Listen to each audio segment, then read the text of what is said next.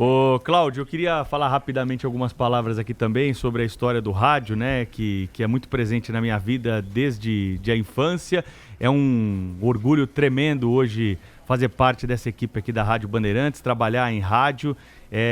Eu sou ouvinte de rádio desde a infância, gosto muito de notícias, mas principalmente por causa do esporte e do futebol, né? O futebol no rádio é algo que me deixa, dá ainda mais emoção ao acompanhar uma partida de futebol. E a Bandeirantes teve narradores aí históricos, né?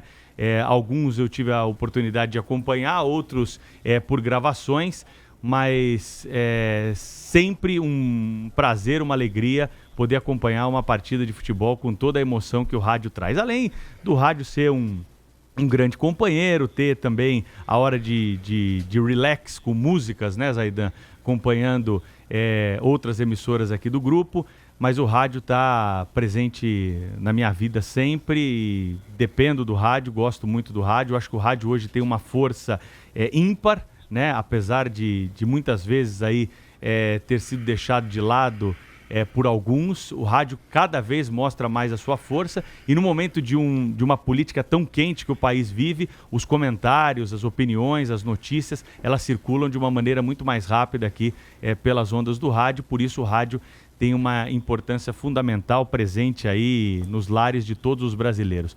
Agradeço aqui aos ouvintes que sempre interagem conosco, que de alguma forma também contribuem aí para fazermos rádio aqui na Rádio Bandeirantes e, claro, não podemos deixar de dar um alô também para os nossos anunciantes de hoje e de sempre nesse dia do rádio. Você sabe que bom dia para todos, o rádio ele está cada vez mais forte, até porque ele usa as novas tecnologias, né? Então elas não concorrem com o rádio, elas são absorvidas pelo rádio. Mas o rádio tem uma vantagem física, você não precisa olhar para o rádio.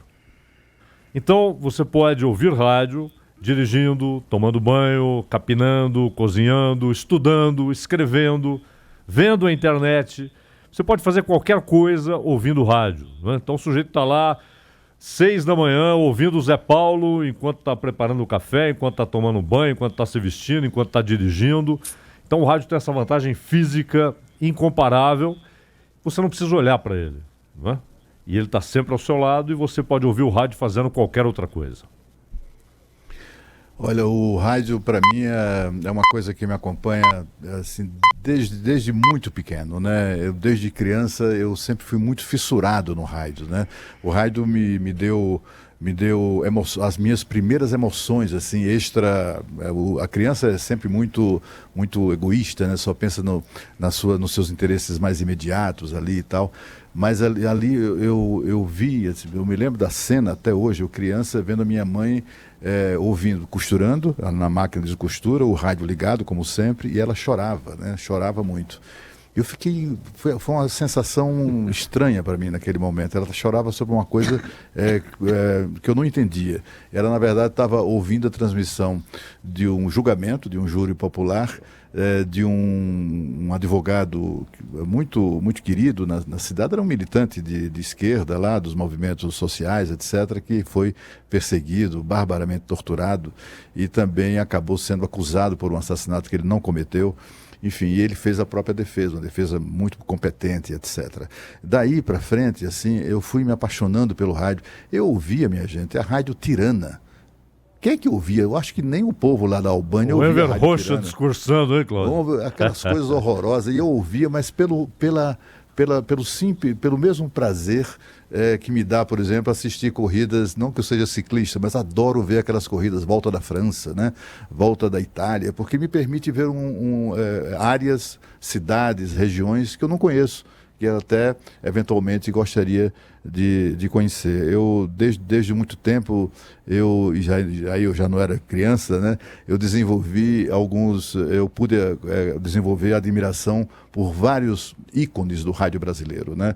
Eu, da minha cidade ou daqui de Brasília, eu sempre tive a chance, a oportunidade de ouro. E eu acho que essa é a grande virtude do rádio, né? Aproximar a notícia, aproximar os personagens da notícia e aproximar o jornalista do ouvinte. ouvinte. Você está na companhia do ouvinte, na casa dele, no carro, tá, enfim, nas diversas circunstâncias que o Zaidan citou agora há pouco com absoluto brilhantismo. E também você permite a você estabelecer contatos. Eu tenho hoje amigos que eu fiz no rádio, né? Eu já era assim um admirador absolutamente encantado pelo trabalho e pela voz, o trabalho de José Paulo de Andrade e de Salomão Esper, né? Muito antes de conhecê-los. Conhecê-los e até trabalhar com eles, para mim, foi assim uma conquista de vida. É uma das coisas mais gratificantes para mim, nesta altura da minha vida profissional, estar compartilhando os microfones, os sagrados microfones da Rádio Bandeirantes, do Grupo Bandeirantes, com pessoas da qualidade dos jornalistas que compõem este programa e também o Bastidores do Poder. Para mim, assim, é um orgulho imenso, né? E sobretudo porque me dá essa oportunidade, não só de lidar com grandes profissionais, todos, eu quero até dar esse testemunho aqui para o nosso ouvinte, todos absolutamente íntegros. São todos esses colegas que vocês estão habituados a ouvir, são pessoas que estão aqui, né, permanentemente com aquele altruísmo de que falou o Roquete Pinto, né, e com a independência e a integridade que norteia o seu trabalho. Isso eu posso testemunhar isso em relação aos meus colegas. Mas enfim, o rádio só me deixa assim um sentimento de profunda gratidão. Desde os tempos lá em que eu era criança e me emocionava, eu comecei a me emocionar com o que o rádio me dava, até hoje, quando me emociona trabalhar nele.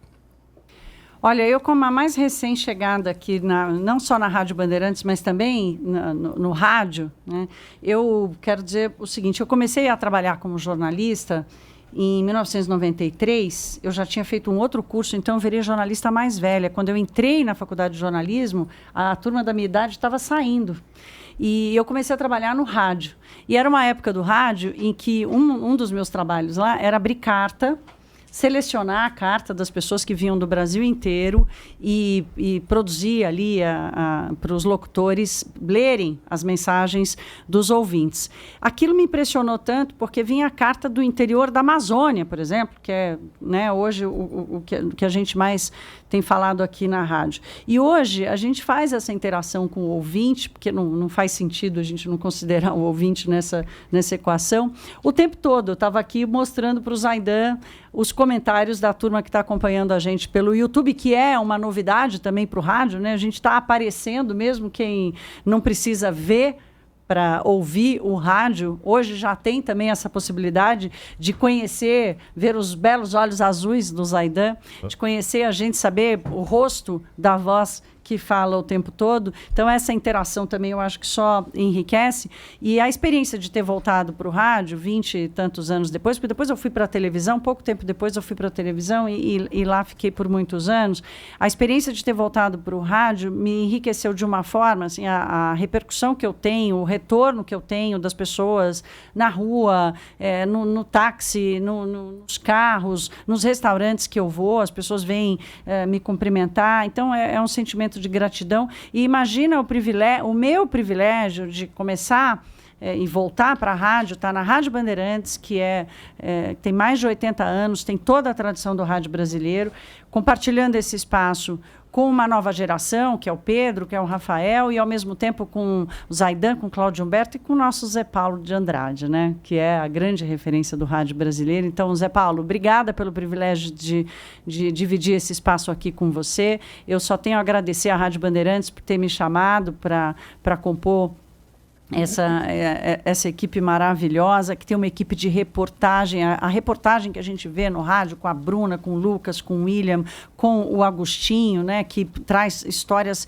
fantásticas que a gente precisa conhecer no nosso país. Então, eu só tenho muita gratidão ao ouvinte que está nos acompanhando, que me dá todo esse retorno, e à equipe que me recebeu e me dá o privilégio do espaço. Bom, eu vou encerrar rapidamente aqui, só para dizer que o rádio, para mim, e a Rádio Bandeirantes são a realização de um sonho, né? Desde moleque também. quis trabalhar em rádio. Quando fui fazer a faculdade de jornalismo, fui para trabalhar em rádio, não para trabalhar em jornal, em revista, em televisão, em internet, em absolutamente lugar nenhum, porque era um viciado nesse veículo aqui. Ouvia rádio o tempo todo o tempo, como muitos ouvintes da Rádio Bandeirantes e muitos daqueles que me abordam hoje na padaria, na feira, no supermercado, na escola da minha filha, ouvindo o Pulo do Gato, indo para a escola, e daí se desenrolou essa história parecida com a do Pedro também, marcando o noticiário esportivo ali para ouvir as notícias do Corinthians, ouvir as notícias mais importantes do dia, depois em que o interesse ficou mais abrangente para além do noticiário esportivo. Então tá aqui hoje no Gente, com todos esses colegas, com o Zé Paulo, é a realização de um sonho de menino que para mim é reforçado todos os dias quando, por exemplo, a minha filha diz que reconheceu a minha voz no rádio indo para a escola. Então, para mim, tá pago. Tá com Bom, crédito. então vamos falar um pouquinho por que o Dia do Rádio é comemorado em 25 de setembro. 25 de setembro marca a data de nascimento do pioneiro, o professor cientista Edgar Roquette Pinto. Ele nasceu em 25 de setembro de 1884 e veio a falecer no dia 18 de outubro de 1954. Viveu 70 anos. E ele teve como companheiro, no pioneirismo da Rádio Sociedade do Rio de Janeiro, um francês naturalizado brasileiro. Tá vendo? A gente fala tanto aí do Macron, né? Dessa pinimba entre o governo brasileiro e o governo francês.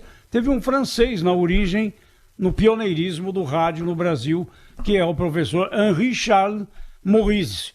Ele foi naturalizado e aí passou a ser Henrique Maurice.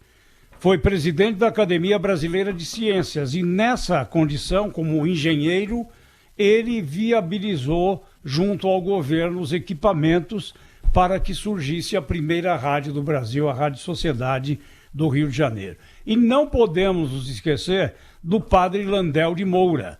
Né? Muitos falam, o inventor do rádio foi o italiano Guglielmo Marconi. Sim, era um cientista maravilhoso, um cientista que tinha renome internacional. Agora, o pioneirismo no rádio, na transmissão de ondas eletromagnéticas, esse pioneirismo é do padre Roberto Landel de Moura. Mas a própria igreja não o prestigiou na época e o governo brasileiro menos ainda, porque consideravam o padre maluco, porque ele dizia que podia fazer essa transferência de vozes à distância. E fez aqui em São Paulo, da Paulista para o Alto de Santana, a primeira transmissão, muito antes do Marconi, que só colocou voz no seu invento em 1914. Mas o padre Landel de Moura ficou ali no acostamento da história.